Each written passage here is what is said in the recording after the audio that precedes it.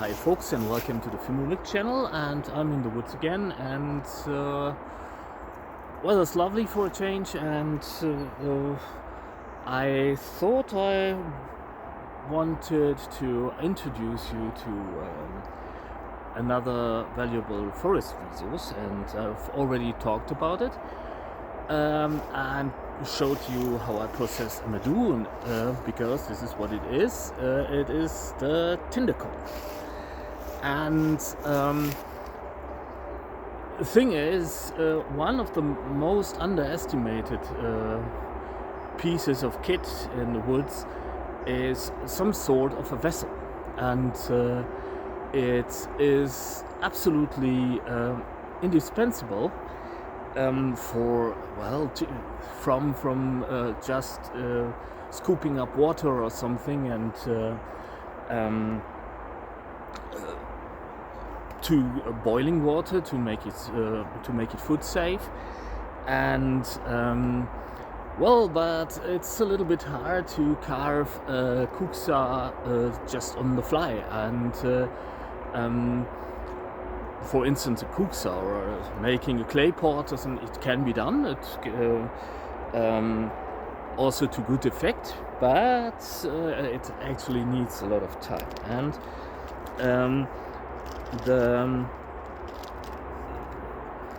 tinder conch is a really valuable resource also for that. And the botanical name is Fomes Formentarius, and it's also known as horse hoof fungus, because it looks a little bit like a horse hoof. It is well known for its properties as a fire starting and fire ember preserving agent. But what is not as widely known is that it also has a lot of medicinal properties. And again, this is not medical advice, as I said countless times again and again, but this also makes it a really valuable resource. And it is anti-inflammatory, it is antiviral, antibacterial, and has a lot of other medical implications too, and uses. And but this is not the topic of this video, because as I said, it is a little bit hard to make a kuksa on the go. And in a lot of survival scenarios I could think of, the best, and I've also said that time and time again, I hope I'm not getting on your nerves, the best idea would be being on the move and not staying anywhere for very long. It's always a matter of evaluation, and I cannot emphasize the acronym STOP enough, which refers to stop, think, orienteer, plan. And you need to evaluate every situation, and no dude on the internet can tell you or can prepare you on the situation at hand, because they are all different. And well, carving a kuksa is a really nice and satisfying project, and I really do recommend you undertake this at one point or the other, because it's really great to carve kuksa in the woods at a nice place, and sipping your tea, and making good memories with it, and then break it in the traditional way. I will make a video about that. But it is also really time consuming, and if you want to do it right and want it to become a really nice and cherished piece of kit, what it which it should become, definitely. It can take several weeks to carve, and a little bit longer even for drying and stuff. And but if you are in the woods and you need something to drink from, or something something like this, and you are in want for time, well, there's a way, and this is what I'm making at the moment, because the tinder conch is porous on the underside. If you just poke your knife, and please be careful, I'm doing this for the camera, don't do this when you are distracted, and don't just be safe is what I want to say. It's not recommendable what I'm doing here, but that way you can simply break out the fibers of the conch, and what you have here is a really solid outside, and this is what we want. And this time we don't want the amadou, which is actually the trauma, and but we want to clear out all the porous side, and you need all the porous stuff from the inside. Everything about the tinder conch isn't in any way toxic or something. It's just hard to stomach because it's really fibrous, and I would not recommend you try to eat it, because it tastes horrible. And yes, I tried. I've eaten a lot of stuff in my life, and that most people won't look at even, and but you need to be extra careful. Cutting is not a great idea, because it rather break off the fibers. It's just poke your knife in and lever the fibers out, because they are really tough and offer a lot of resistance to cutting, and so you don't want to risk the edge of your knife too much. It's not that it wouldn't work at all, but it's you need to be a little bit careful in order to not to blunt your knife too much. And this is what it looks like. The thing is, if you are really in a hurry or something, this would actually already work. And given the fungus itself is antiseptic and antiviral and antibacterial, it might even be beneficial for the water you drink. Don't quote me on that, and don't put in contaminated water and drink it and tell people Uncle Fimbulmerk told you, because I actually would never. It doesn't work that way. It's not a disinfectant, but it can be beneficial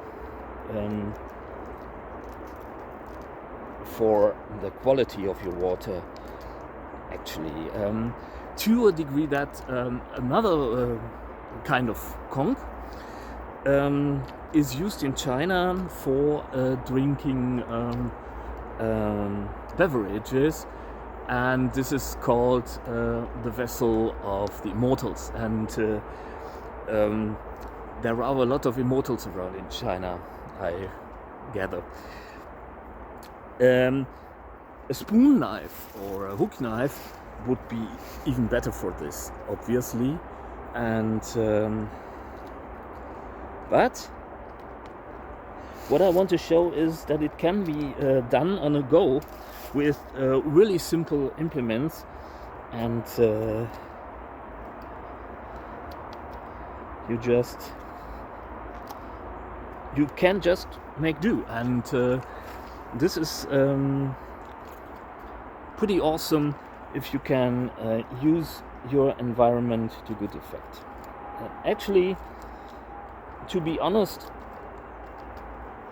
it's something I saw and I wanted to test out, and because I find that intriguing and wonderful in a way, to make something from your environment and take that home, because that way it has a soul. The things you use can have a soul, and this is something that is really intriguing and a great feeling. On the other hand, actually, the harsh truth about survival is,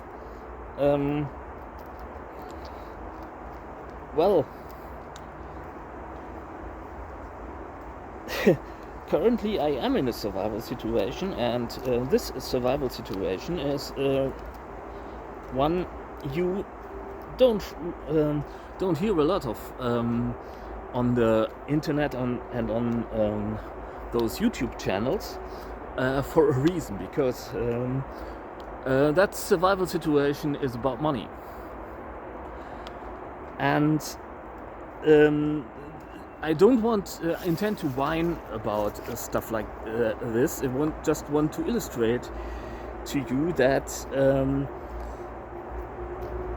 it's a bit silly concentrating on some make-believe survival scenarios when there is, the shit already hitting the fan. And this won't save me. It is good for my mental health, and this is the reason why I do this. But because it creates the illusion that I actually do have any control over anything in my life. But if you don't have money, you're fucked. That's simple. And if you don't have money, you won't even be on the train that crashes, on the plane that crashes. And there are a lot of people worldwide, in industrialized nations, the richest countries in the world, that are currently starving, and children, in fact. So, that's the bitter truth about survival. That survival isn't something you want. It's nothing you find agreeable, and nothing. It's nothing good. It's the most awful thing you can be in, and I've said that time and time again. Yes, I know, and maybe I'm already getting on your nerves, and I've never claimed to be any survival pro or something, because first, I am not. If I were, I wouldn't have that money problem. But the thing is that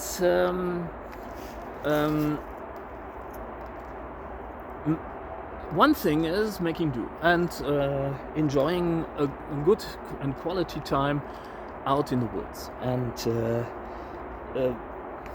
that's that. I want to refer to that discussion: bushcraft versus survival. And the survivalists are like, that's just bushcraft. So what? That's not tough enough. Oh, so what? And you've seen me go on endlessly about this on this channel, because I think that's important, because all that toxic masculinity won't get you anywhere. That's the problem with everything. It's not, that doesn't make me less of a man. But the thing is, there's only so much you can do in a survival situation, and the most survival situations, as I said, are not happening like you imagine they will happen. They are altogether different. A rocket, a missile hits your home. That's how a survival situation looks these days. And well, if we are talking about something like a nuclear war or something,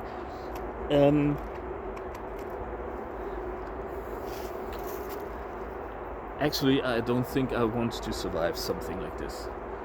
And maybe death is the better option anyway. And that's not me being suicidal, but well, we are facing 2.8 degrees Celsius of global warming, and well, I'm not quite sure whether or not I want to live in the world that is coming. And I have worked with children all my life, and I think, well, I'm 52 and if I have to live through this shit some 20 years, and I don't think I will get much older like that, and that's just me being realistic, because it's not something you can postpone. It's already here. And most survival scenarios are like that nowadays. And so putting that into perspective is what I want to say. On the other hand, if you are well, you must flee or something, which is not as improbable as you might think it is. Even if you are in Western civilization, that might be a high probability.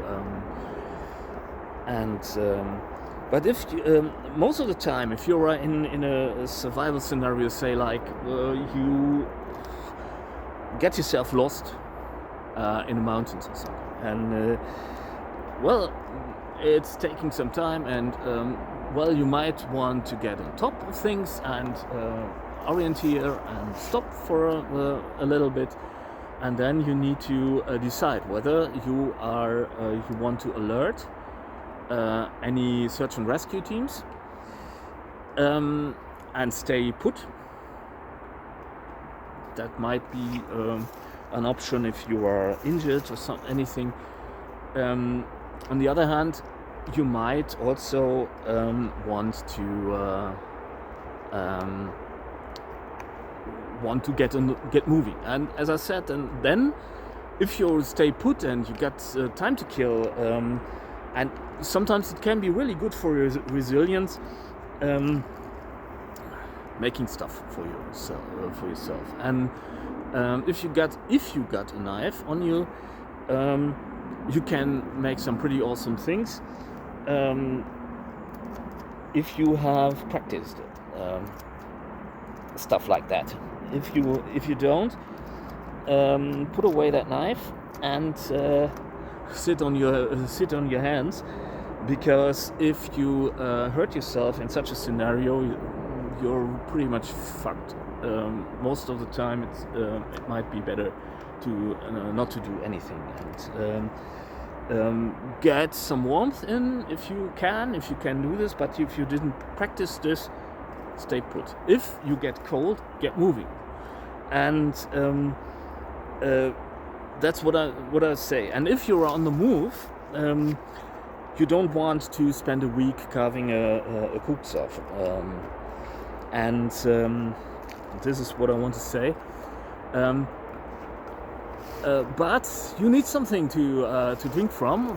Maybe you got a clean stream to drink from, and with just your knife and a lot of caution, by the way, because you are constantly poking towards your hand, and that's not really recommendable, actually, especially in such a situation. But this is actually made really fast, and you can always elaborate on this, and that's not the most beautiful thing there is, and you can really scrape out the remnants of the porous side. But what it needs to do is it needs to hold your beverage, and if it does that, and we will see in a minute whether or not it does, then you are then it's a success. And so let us put the knife away. I will come to that knife later, maybe in a different video, I think.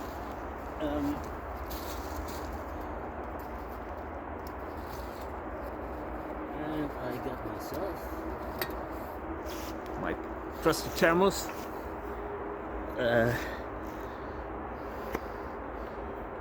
Really old and trusty, has taken quite a beating, and actually once saved my back when I was falling down a small cliff. And well, what I got inside here is some lovely chaga tea, and let's see how it works.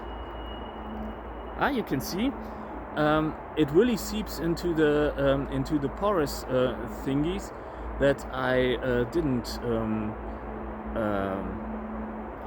remove. So putting a little bit difficult to coordinate without spilling everything. And well, folks, cheers.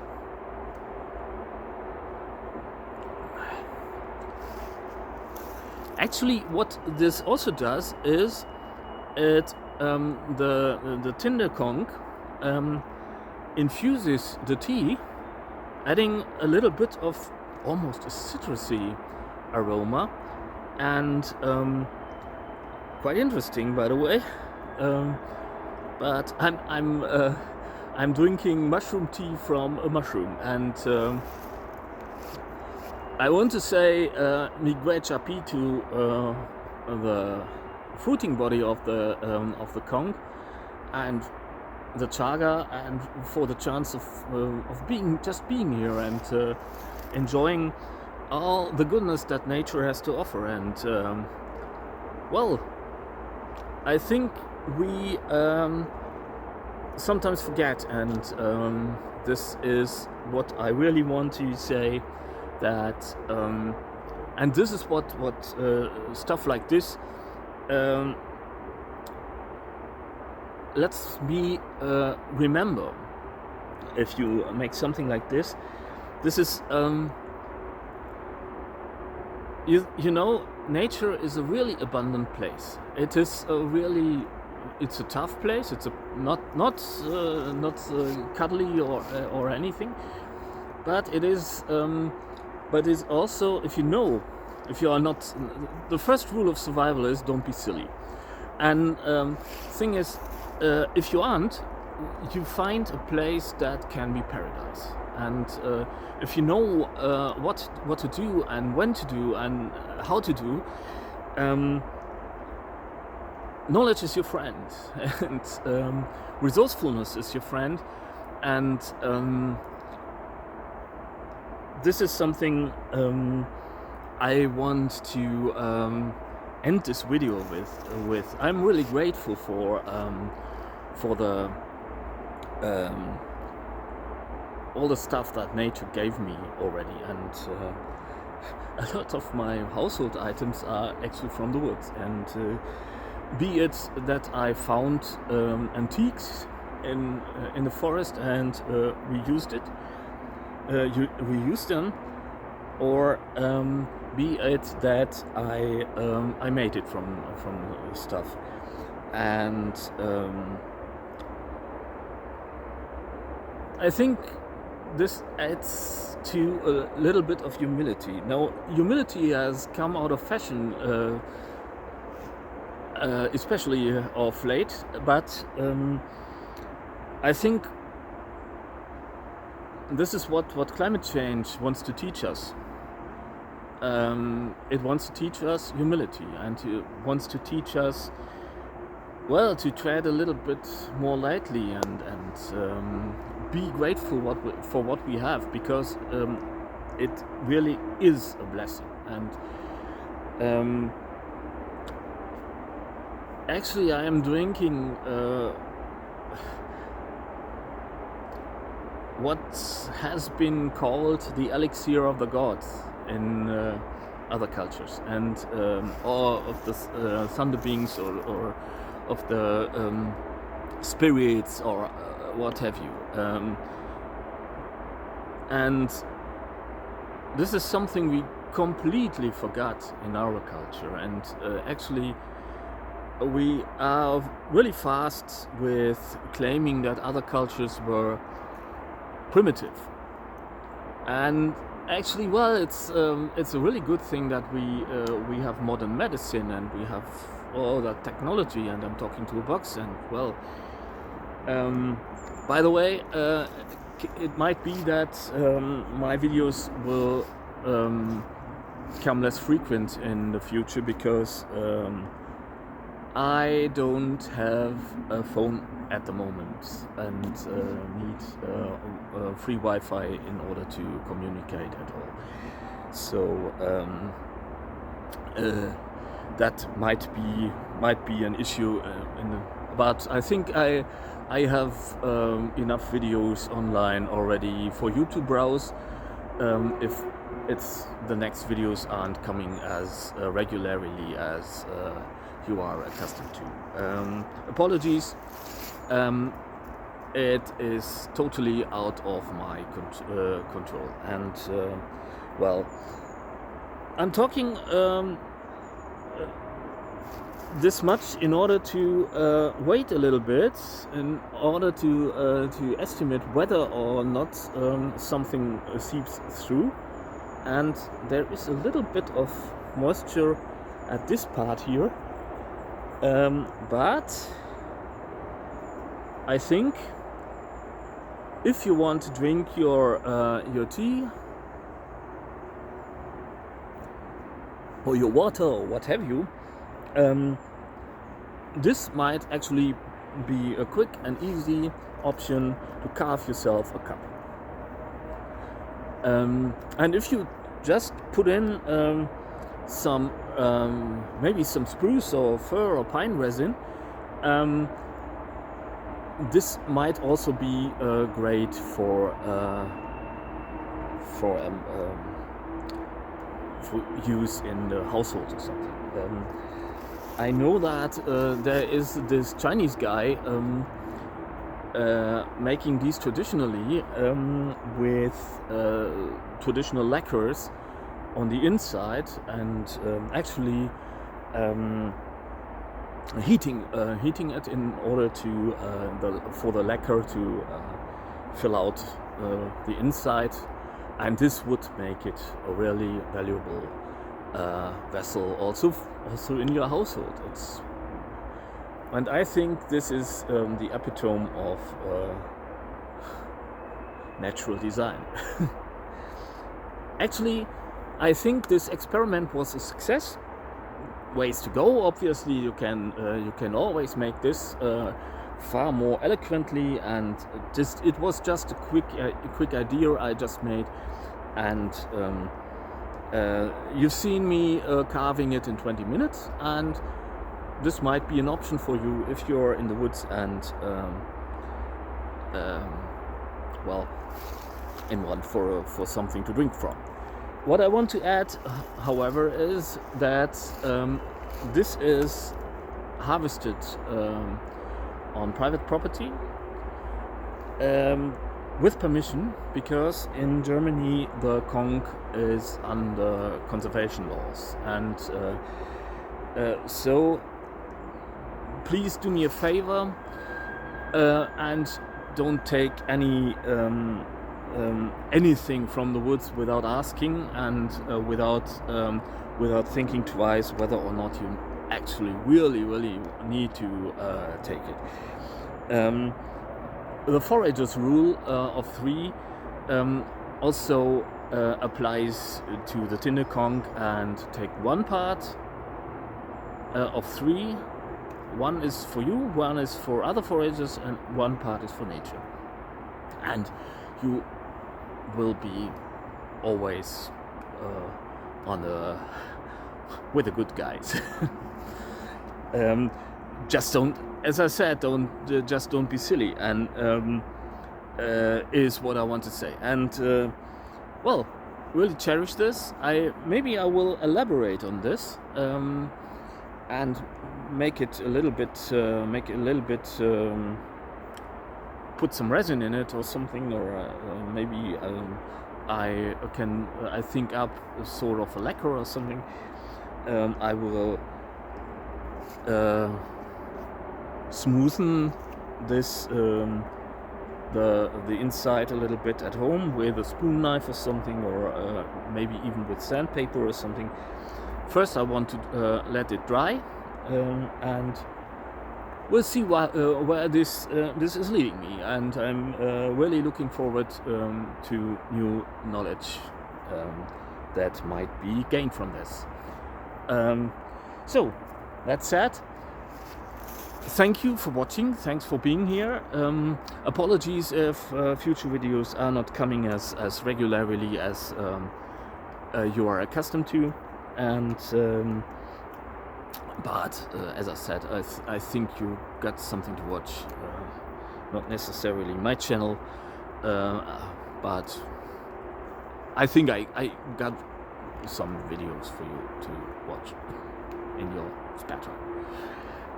Until then, I really hope you enjoy the forest and you stay sane and healthy.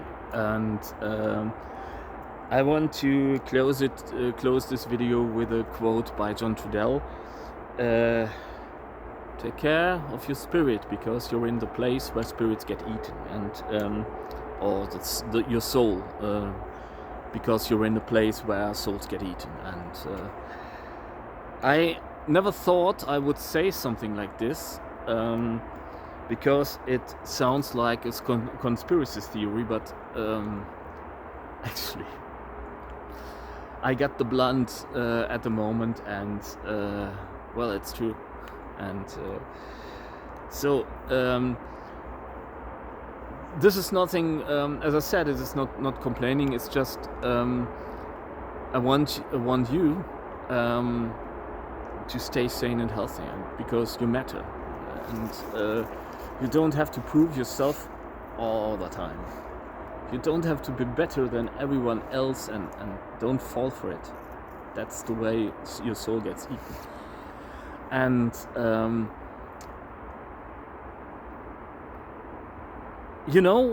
this is what I want to emphasize again. I think I already told the story when the first Gulf War happened. I was really completely afraid, and was really struck with fear, and I went into the woods, and there was a stump I was sitting on and sipping my tea, and well, that's almost almost 35 years ago, and on the stump there grows a moss. And I say there grows a moss because when the second Gulf War happened,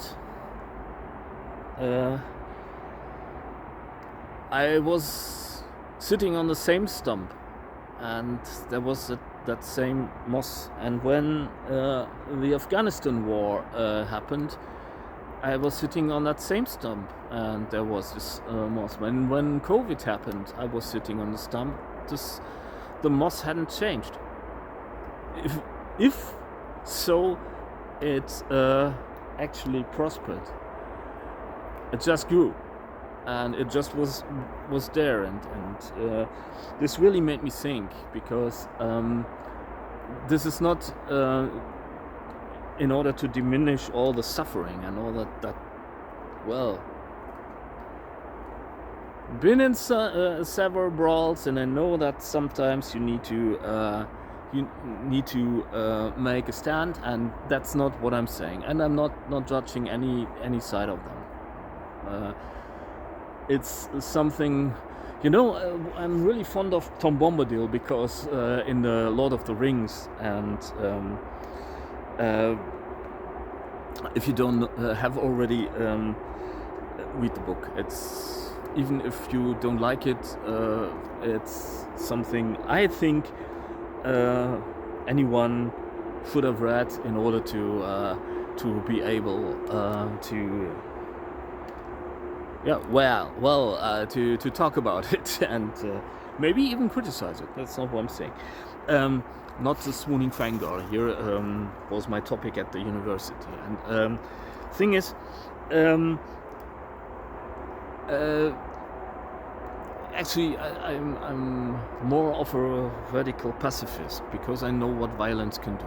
I've been on the wrong end of violence all my life, and hurts and sucks, and don't want it anymore. Just and people can shoot each other and whack the shit out of each other as much as they like, if they need it for their fun, all right. But actually, I as far as I can, actually, I'm not harmless, as I said. If war comes to my gate, it will get a kicking. But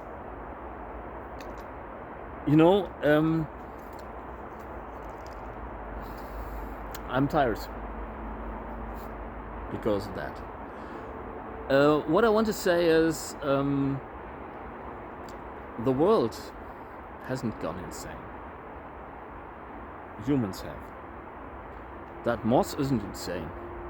It's just a moss. It's not nothing. It's not. Also, it's not some wonky moss spirit.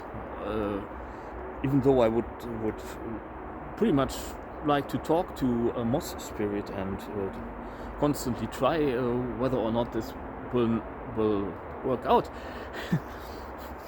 Topic for another video. But I say that a lot. And what I want to say is, there are still places to be found where something like that moss grows, and where you can find your peace and quiet, and don't fall for the narratives that our society wants to tell you, because our society would better keep it down a little bit, because we have scientifically, by our own science, been proven wrong, and not by one study or one evaluation or 2 or 10, but by in the meantime 90,000 independent studies, and they all say the same. Just recently, another study came out by Cambridge University about how our modern architecture creates stress and depression on purpose. Let that sink in. That's not some heebie-jeebie gooba-lava conspiracy theorist, but Cambridge University. And so actually we won't change how driven we are, and that's not a criticism targeted towards anyone who needs to make a living, earn a living. In Germany we got the constitution called the Grundgesetz, and actually I find that a really great thing. And human dignity, that's the first paragraph. Human dignity is not to be assaulted in any way. There's not any circumstance listed. So you need to earn a living. Let that sink in. That's just my personal opinion, and I'm not saying that, but it's just a little bit of bigotry. You could have left that paragraph out if you weren't meaning it. No harm done, you've got the power anyway. Is what I want to say. So it's just as actually that's not. I don't want to whine about my personal. That's all my fault. And within the logic of our system, it's all my fault. I'm not. I don't want to say me and it's just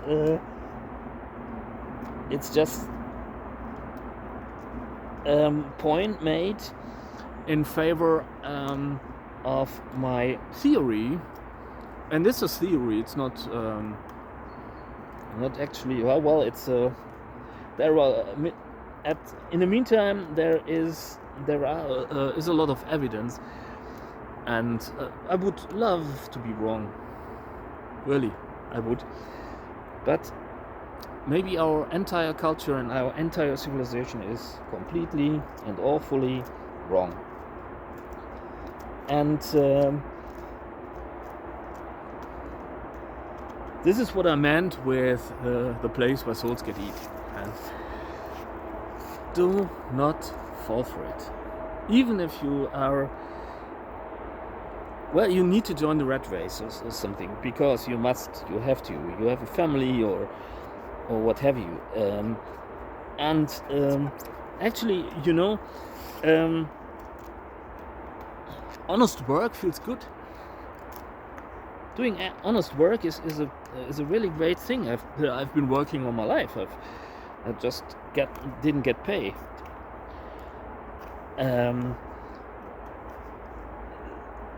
But as I said, no whining intended. It's just how it works. But even if you need to join the rat race, and if you need to hustle and bustle and what have you, please make room for your own well-being and your sanity. Get out into the woods. Put things into perspective. Make yourself something that you enjoy. It mustn't be the best thing. It mustn't be better than everything else. It's make art and make a lot of crappy art. This is one of the reasons why I don't apologize for the things I carve in front of the box. Are sometimes a little bit crappy, because they are actually I make them in the woods with little implements and rather fast, and just to show, and often I refine them at home, and then the outcome is a little bit less rustic, as I want to say, but make space for something like this. Carve wood spirit, and it doesn't matter if it's not perfect. And then carve another wood spirit, or carve yourself a story stick for walking. And maybe you start with some marble topper or a wood spirit topper, and then you go on a hike, and maybe you encountered a squirrel. Well, carve a squirrel into your stick. the other day, maybe you encounter a hare or a rabbit, or carve a rabbit into your stick, and or a hedgehog, or a wolf, or a coyote, if you are over the pond, or a jackal, or what have you. It doesn't matter. Make good memories and carve them into your stick, because at one point you will have made your last hike. At one point in your life, you will need to feed the years that remain on the memories that you have made. And ask yourself, what memories do you want? Do you want memories of you contemplating all the shit that happened to you? Or do you want to be grateful and for all the goodness that nature has to offer? And I choose the latter. I choose to be grateful and to be humble, and because I know where this is headed, and we're not getting out of this anyway. And things like this make me remember what an awesome life this is, and what an awesome planet this is, and what a privilege it is to be alive. And this is often people say that in a context, you have no right to complain. That's not what I'm saying. You have every right to complain, and if I can, I will listen. Only that I can't on this channel. If we meet in person, I will always pour you a cuppa and listen to you. That's never what I'm saying. But well, this is the place where souls get eaten, and we don't have a lot of time. We don't have a lot of space, and we are here to consume. That's simple, and that's not what it's all about here. And so this is what I always want to emphasize. If I carve a mushroom, isn't that awesome? Not because I am so awesome carving a mushroom, but because there are mushrooms growing out there, and not just because I can use them, but because they are also as good as they are. They are just good as they are. And I don't need to take every mushroom there is what I want to say. So that's sad. Want to repeat that. Stay sane and healthy, and make yourself something beautiful. Make art, and enjoy the forest, and screw all the definitions of bushcraft and survival. Just get out there and enjoy the forest. That's enough. And I sincerely hope that I can come back to you soon, even though the situation at the moment isn't looking too rosy. But personal decisions, and so just bear with me is what I want to say. Well, that's it. Hope to see you soon, and take good care, and bye.